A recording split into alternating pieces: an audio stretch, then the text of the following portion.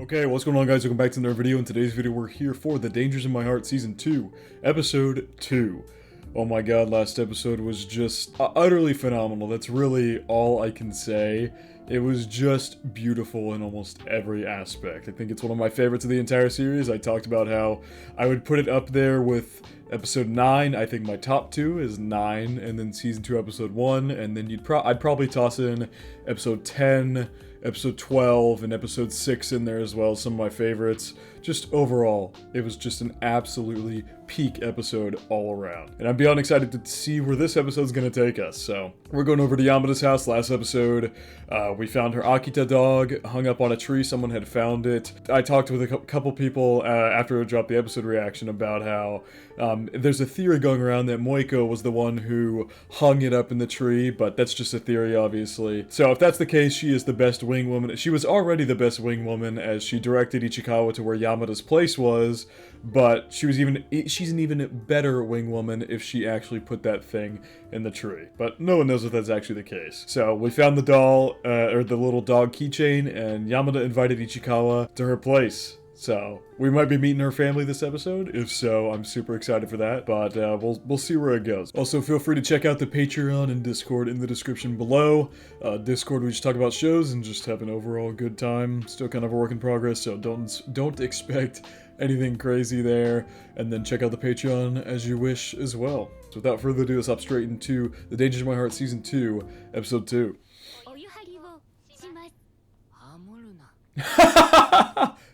She was sinking with the little thing. Woo!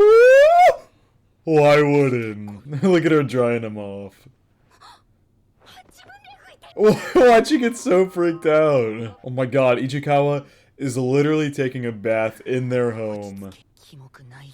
That's easier said than done. The way his feet scuttled across the floor. He's so adorable. Both of them are just so adorable. Also, I'm very... Why did she back away? She was drying his hair for him because... Isn't it that her whole point of, the recent episode is, she wants to help him out because of his broken arm? But then she, backed away for whatever reason. That was interesting. Oh my god, that just poured over the edge like crazy. I mean, yeah, it is her bathroom. Quit looking for traces of her. What? Yamada?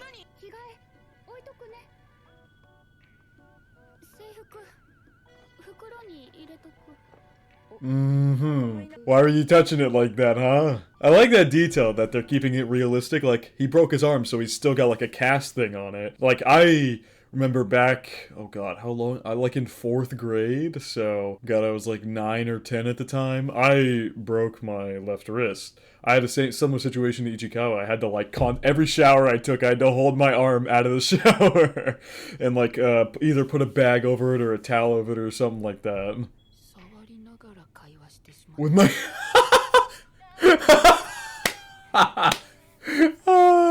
haven't heard one of those jokes in a minute. Well, I guess that wasn't much of a joke, but you know what I mean. There's a couple of those early season 1. It's so good. It's so good. I've seen it so many times and it still gets me every time.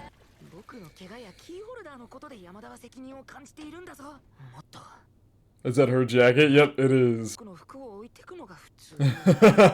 Damn. She left you the whole gym outfit and stole your clothes. Oh. That means she touched his underwear just casually. Aren't those gonna be big on him? What is wait. What the f is happening right now? This is not how I expected this episode to start. Ichikawa is having a dilemma where Yamada stole his underwear and he is now being forced to wear her gym clothes commando. Not the starts of the episode I was expecting, if I'm gonna be honest. Yeah, those are definitely too big on him. Oh, hello! Hello, little doggo. Oh. Oh, she's gonna cook. Ichikawa, you look very suspicious holding your shirt down like that. What was that angle Oh my god, that shot. They just had to toss that in there, didn't they? I mean, I guess we're technically looking from Ichikawa's perspective, and that does seem like something he would coincidentally happen to look at. It also doesn't help that he's completely commando. Oh my god, wrong time, doggo. This is actually the worst case scenario. What is happening? Oh my god! Stay! Oh my god, she just dragged him straight into the... Yeah, it is. He got done like the dog. Crisis averted.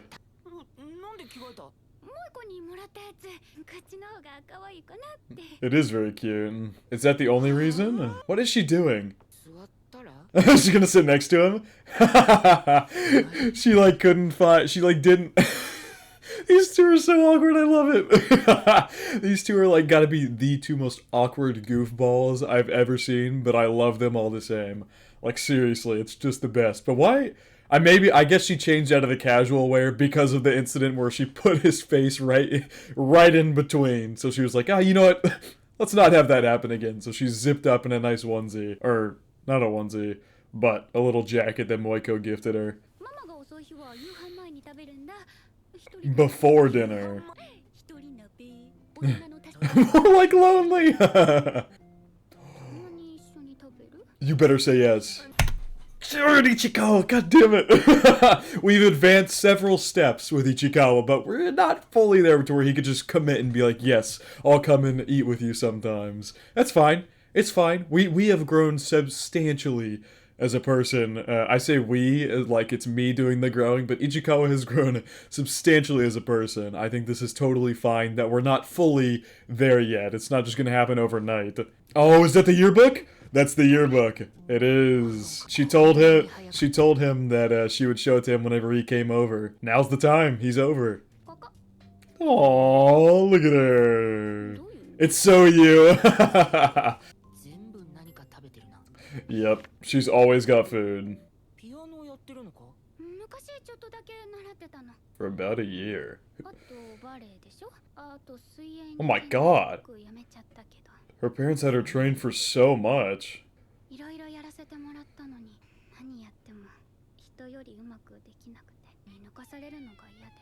Aww. On the days I quit something? They sound like very lovely parents.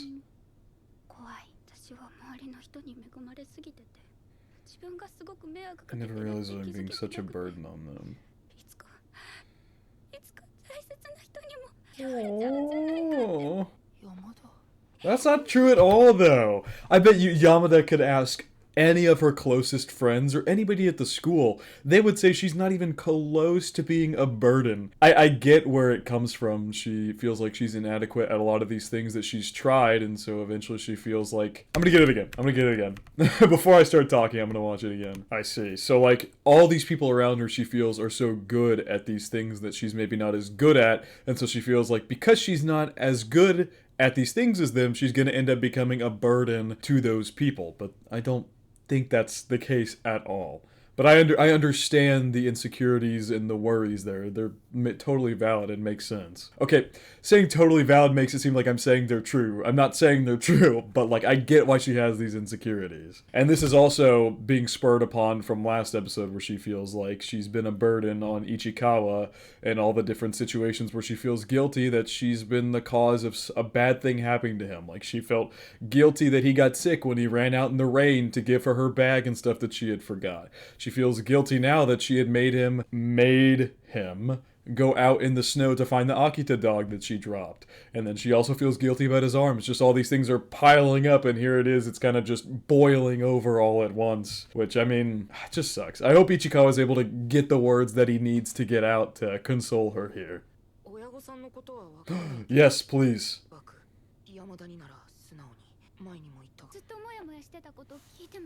I like that. He's like, in his own Ichikawa way, he's trying to console her by saying, like, if people were fed up with you if you were being a burden to people. In his mind, they would tell her straight up, which is not the case. People aren't like that.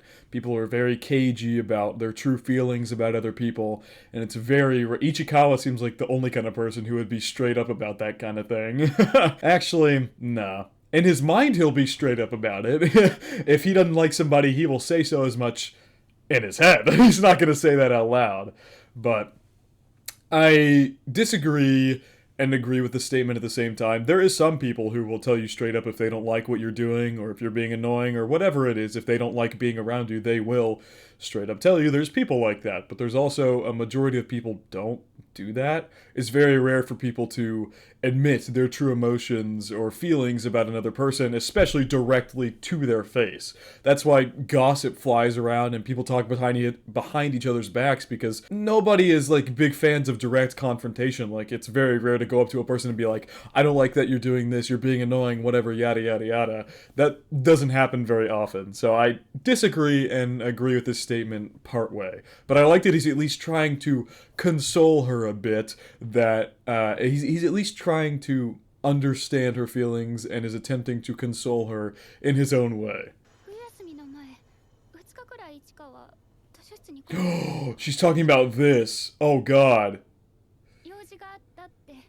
Oh no. Oh no. I didn't think this would get brought up again. Oh no. Wow. I was not expecting them to bring this up again. Holy sh**. Sorry, I'm pausing. I know she's gonna get to the point here, but like, I love how this detail from like episodes ago that I thought the conflict was resolved, it's not fully resolved. That feels so real, because you could have an argument with somebody and it doesn't ever get fully resolved. Even on a surface level, it might look like it does, but there's a back end where somebody's got a worry in the back of their head or something, and it gets brought up like several days or months later, and that's where the situation continues. And it's clear that Yamada didn't fully drop that like Ichikawa did, because back then she might think that she was being a burden on him, and that's why he started to ignore her then. But that's not the case at all. He got the misunderstanding that she had been using him, was clearly not the case, and that's why he folded as soon as he realized that's not who she is at all. But bringing this up again, it does look a little suspicious, especially given the circumstances here, so I'm interested to see how they resolve this. Damn! Oh my god, I'm sorry, I'm so sorry. I'll get to the scene in a minute, I swear. But this only aids to the fact that things have just been building up for her. In the background, she doesn't let it show. She's got a pretty solid poker face for the most part, but this has really been building up on her conscience.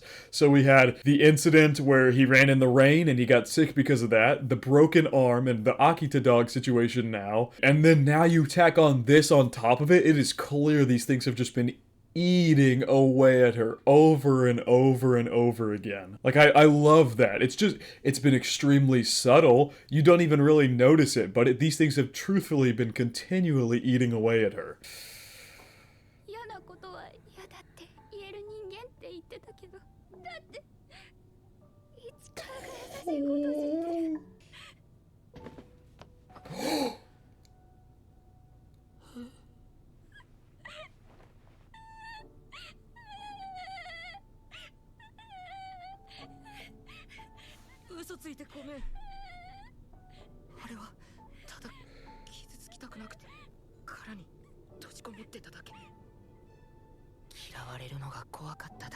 Oh my god, the snot. Oh my god, that hit me like a freight train. What the f***? That, oh my god. That seriously hit me like a freight train. Holy sh**. Oh my god. I don't have anything to say about that scene. I think my tears spoke for themselves. I love how, I love how there was no conversation needed. Nothing at all. All he had to do, there was no words needed, nothing. A single hug was all that he had to do to push away those negative feelings she was having completely. That's all he had to do. No words needed, no anything. Just a genuine gesture of love was all that was needed. So why am I suddenly worried about things now? Because Ichikawa's here. You feel a little differently about it. Because you started liking someone? Yeah. 大人になったということでは悩むのはいいことだ。習い事をやめるたびに挑戦することをやめてほしくないからだ。 He's exactly on the money. また前を向けることを知ってるから。 Damn, he is absolutely right on the money. Absolutely right on the money. God, man, this episode's already so good. This is all. What you guys told me after last episode was that this series only gets better and better and better. You guys said that episode 1, which is literally one of my favorite episodes of the entire series, was one of the weakest episodes of this season. And I'm starting to believe you. This episode has already knocked it out of the park completely. The comedy's been amazing. That heartfelt moment seriously got me almost instantly. Instantly got me. It's so good. This has already been phenomenal. 12 whole minutes ago. Oh, so her mom's about to be home. Yeah, he is kind of just wearing your clothes. Ah! Damn, so we're not gonna meet her mom yet. Oh, never mind. Yamada just... Those don't look like cheese shoes. Oh, you're in Yamada's room.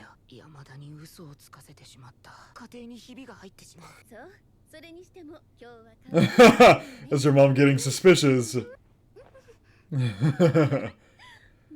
Oh. Oh, her mom's so sweet. We saw how like prim and proper her mom was in like, was it episode 9? I can't remember what episode it was, but we saw her mom, and Yamada did say that her mom has a whole different side to her whenever she's at home, and this is... I love this. Her mom seems like such a good mom. I love the parents in the show. The parents seem like such genuine and caring people from both families. Like Ichikawa's mom and sister, we didn't see much of his dad, but his mom and sister were like two of the sweetest people, and they seem to really care for him, and it seems the same here. It seems like Yamada's mom is just such a sweet person. Shouldn't you leave now, Ichikawa? What's he like? He's a bit like... Oh my god!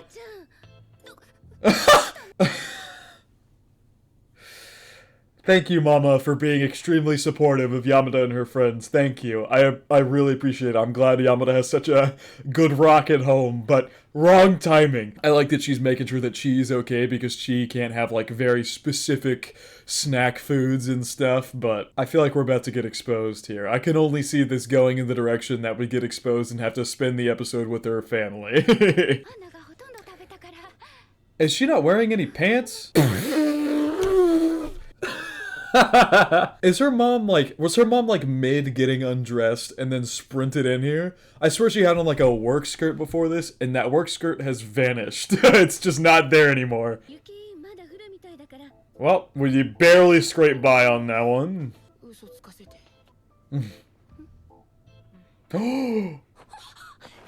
Oh my god, hello! We're back in this situation again from like episode 12, but this time it's flipped and Yamada's on top. She's trying to get the milk tea bottle that she's kept since episode 5 or 6. I do remember specifically that. You guys had to point it out to me because I didn't realize it when I first watched the episode, but like episode 11, I believe it was. Whenever Ichikawa was on the phone with her, she, you could see it, like, in the background, she had kept the milk tea bottle that he gave her, which, like, technically is the same thing as him keeping that trash she gave him from, like, episode 2. It's kind of similar, but not really, because Ichikawa gave the bottle to her as, like, a gift in that situation, which, I mean, I guess, however, how you look at it could make it seem like the trash she gave him back in like episode 2 was a gift, but not really. So it's not the same, but it's kind of the same because they're both like trash objects that the two of them kept.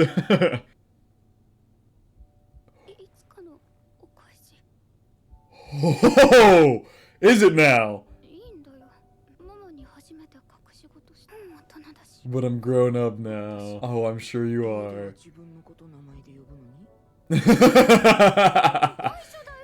Wait, what'd he say? A grown-up who refers to herself by name at home? Did she, like, call herself Yamada earlier or something? Maybe I'm mistaking the joke here? Or, like, what this statement is supposed to mean, but I'm assuming he means it as, like, she's calling herself Yamada? Because normally you would say, like, isn't like boku wa or watashi is like saying me or I, but maybe she calls herself Yamada? I don't know. That's a Japanese language joke, so I'm kind of out of the loop. And snuck him out. Let's hope he doesn't run into the dad on the way home. Oh my god. Well, there's... What the hell? Yeah, that's definitely Papa Yamada. He's a giant. Oh god, he's gonna see the Yamada on his chest. He's gonna see the Yamada on it.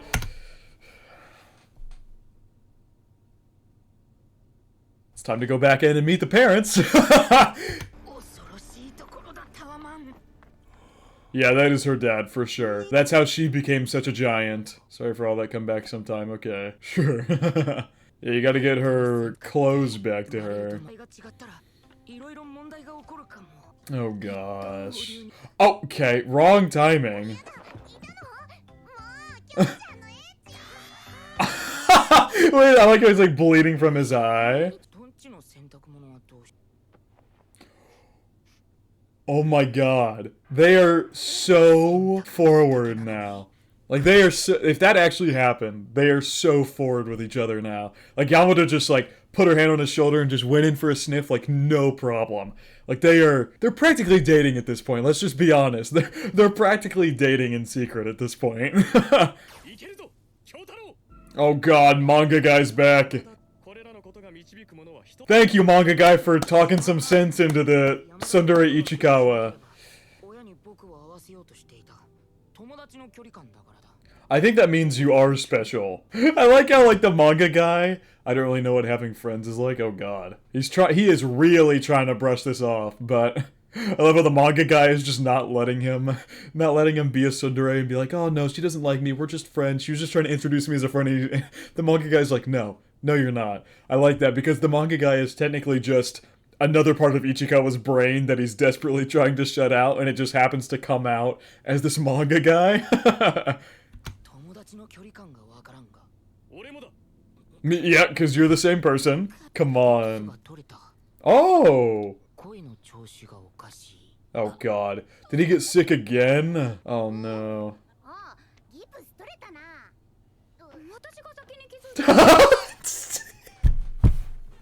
Yamada getting jealous over Chi just being like, hey, your cast is off. She's like, no, I saw it first.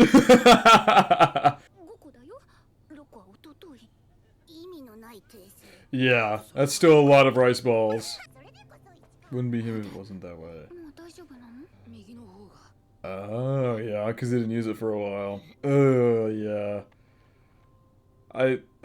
I feel like now because he got... I think Ichikawa has realized what's been bothering her up to this point, what has made all these situations happen in the first place, that is kind of piled up like I was talking about earlier, and he's trying to avoid boiling it over anymore by admitting that his throat is gone because of the fact that he was out in the snow. I'm assuming that's what's happening right now, like his throat is gone because he was out in the snow, so he got a little hoarse throat because he got kind of sick from it, and I think he's realized that that is what was bothering her, so he doesn't want to make it 50,000 times worse. But I feel like in the end that could only lead to making it worse on top of it already making it worse, because now Yamada's gonna feel like he's hiding something from her, and it's just gonna boil over the whole situation to make it even worse than it already would be if he just told her that his throat's gone. At least I'm thinking it's because he was out in the snow. If it's not because of that, then maybe they'll explain that in a minute, but I can't really see it being anything else other than him being out in the snow for as long as he was. We don't have to talk at school, but at least make eye contact. Oh, I love these two so much. I love them so much. Oh, I love them so much. Oh my god. So, she thinks that he is avoiding her because he doesn't want people at school to see them talking together, because she has found out that's something that he doesn't want to happen, so she's trying to, like, adhere to that by only really being around him and hanging around him when they're in the library, but that's not what he's worried about at all. He's worried about his hoarse voice and it bothering her. But I like that she texted him to be like, at least look at me to make sure I know nothing's wrong. Because in her mind, like I said before, it's that the whole problem is that they're at school and he doesn't want to be seen talking to her at school, like out in the open. That's what she thinks the problem is. So she's like, at least make eye contact with me to make sure there's nothing wrong. But she's got the totally wrong idea. We'll see how long this holds up. Yeah, we found out she's not great at being a ballerina. Oh my god! Why does it smell? That's not the one Ichikawa washed, so... yeah. Yep, she's coming over to Ichikawa. Oh god. Oh my god! What the hell, Sensei? Sensei just body slammed Ichikawa. She worried about the smell now?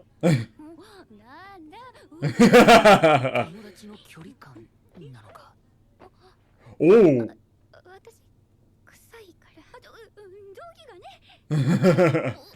Oh!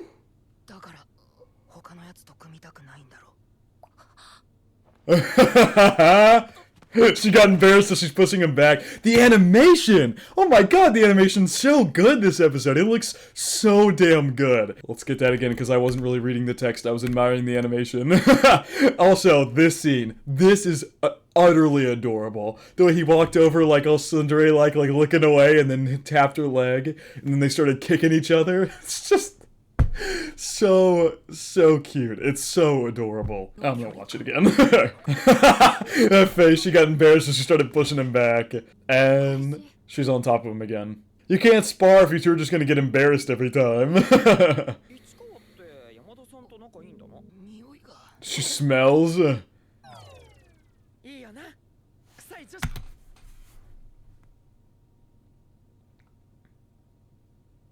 Thought we were about to have a genuine moment between these two, maybe. Just maybe. But nope, this guy still is the pervious character.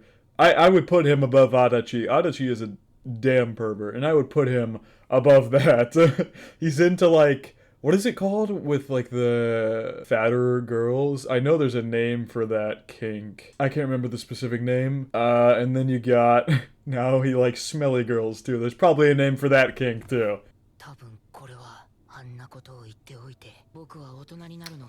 Oh, is his voice deepening a little bit? Is that what's happening?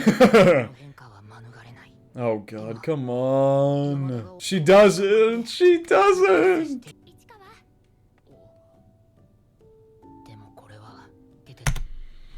This soundtrack is just heavenly. That's all I can say. I'm like, I got my hands up like I'm praising God or something, but this soundtrack is just so beautiful. Oh my god, I have to start it from the beginning.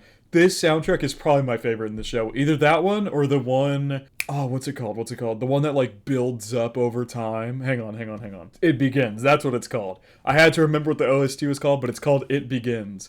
Absolutely a banger of an OST. This one and that one are easily my favorites in the show. Easily. I'm not sure there's any way around this but through. It's so pretty. The animation looks so pretty. Oh no. Yeah.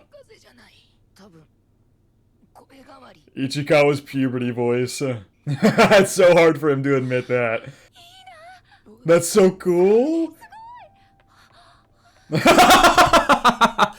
See, I feel like the thing is Yamada's always been, like, much bigger and much more developed comparatively speaking to everybody else. So, like, this might be, like, her first instance of seeing, like, someone she likes or a close friend, like, directly going through puberty. So I was totally wrong earlier. It's not about, like, the snow or anything. It's just him going through puberty. As late of a bloomer as he is, it's finally happening. And Yamada's little feet taps there were so adorable.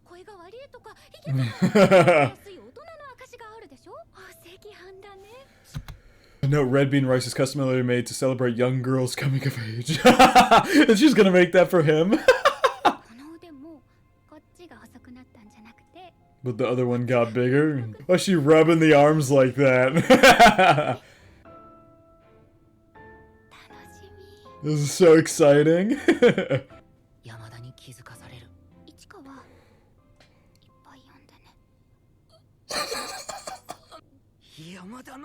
Oh my... Why are his hands? Oh, shit. Well, to be fair, wow. For once, the main character didn't do something pervy on. Well, actually, that's how it usually happens in these shows. Like, the main character gets framed for doing something pervy when he didn't actually do anything on purpose, and that's the same situation. She was just holding his hands like this and then just brought him in really close. So there's nowhere else for them to go, really. Yamada is growing up too. Oh my god. Okay, I thought that was a person. Oh my god, that actually made my heart skip a beat. I thought that was a person. I still thought that was like some schoolmate here. Oh my god, but no, it's just a manga character cheering him on from the sidelines. I love the manga character. He's actually my favorite. Oh my god. Like, my mouth hurts. I'm not even joking. My mouth hurts. I've been smiling so much. Like, legitimately, my mouth just hurts. I'm gonna watch the ED, because I absolutely love this ED so much. Look at, oh, little Ichikawa and his sister. There's Yamada and her papa. I'm gonna try and look at these visuals more closely, because last time when I watched it, I kind of just went through it really quickly. But I really want to look at these visuals, because they're so adorable. I've already seen this ED, and they're gonna make me emotional again. I'm not even joking. It's just so beautiful. There's something with this show that just gets me every time. That got to me again. Like, I'm not even trying to be over dramatic or anything. There's just something about this show that gets to me, especially in this second season. 2 episodes and I've cried twice. Once in each episode. It's like, oh my god. I don't know what it is, but this season is just hitting every beat for me. Just utterly perfectly, one after another, after another, after another. Just so good. Seriously, Love is War is still right here. Dangers in My Heart is like almost equal to it at this point. We're 2 episodes into season 2, and I'm saying this show is borderline equal to Love is War, which is one of my favorite series of all time. Not just romance, of all time. This anime is killing it. This studio clearly has such a deep understanding and deep appreciation for the source material of this series. They clearly just have all the love and passion in the world for what they're doing for this show. Like, it's clear as day just how much they love this series. They're putting everything they have into it. It's just so beautiful to see. As someone who's never read the manga, it probably hits harder for manga readers who are seeing this being adapted so beautifully, and there's so much passion behind it. You can just, seriously, this show just oozes passion. That's really all I can say. It just feels like it oozes passion out of every pore, every moment. Just feels beautiful. And I'm sure it hits infinitely harder for manga readers who have been waiting for this for an eternity. And just as an anime watcher, it is hitting me on every new episode. It's just so beautiful. It's so beautiful. I don't think I have much else to talk about other than that this was fantastic. And if every episode's going to continue to one-up this, we're in for quite a damn ride. But I think that is going to wrap it up for my reaction to The Dangers in My Heart Season 2, Episode 2. Hope you guys did enjoy, and I hope you all have a good day.